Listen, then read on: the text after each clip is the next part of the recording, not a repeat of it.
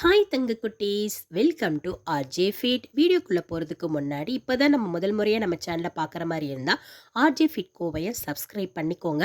பக்கத்தில் இருக்க பெல் ஐக்கானை கிளிக் பண்ணி ஆல் செலக்ட் பண்ணிக்கோங்க.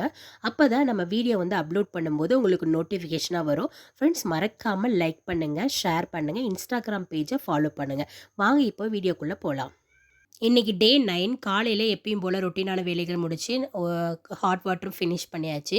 ஒர்க் அவுட் பார்த்திங்கன்னா இன்றைக்கி 3 ஒர்க் அவுட்டு தான். ஒவ்வொரு ஒர்க் அவுட்டு வந்து 25 கவுண்டும் 4 செட்டு பண்ணதுனால ஒவ்வொரு ஒர்க் அவுட் வந்து 100 வந்து எனக்கு ரீச் ஆயிடுச்சு. ஒர்க் அவுட் முடிச்சுட்டு பிரேக்ஃபாஸ்ட்டு பார்த்திங்கன்னா இன்றைக்கி ஆலோவேரா ஜெல்லோட ஜூஸ் தான்.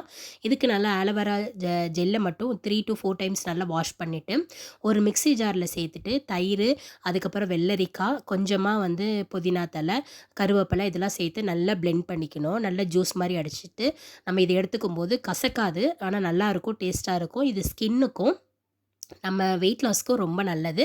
அதனால் இது வாரத்தில் ஒரு நாளாவது எடுத்துக்கலான்னு எடுத்துக்கிட்டேன். அதுக்கப்புறம் லஞ்சுக்கு பார்த்திங்கன்னா இன்றைக்கி பாசிப்பருப்பும், தினை அரிசி, அப்புறம் பூண்டு இதெல்லாம் போட்டு கஞ்சி மாதிரி வச்சேன். அதையும் சைடிஷ் பார்த்திங்கன்னா சுண்டலும் சொரக்காவும் பொரியலாக எடுத்துக்கிட்டேன்.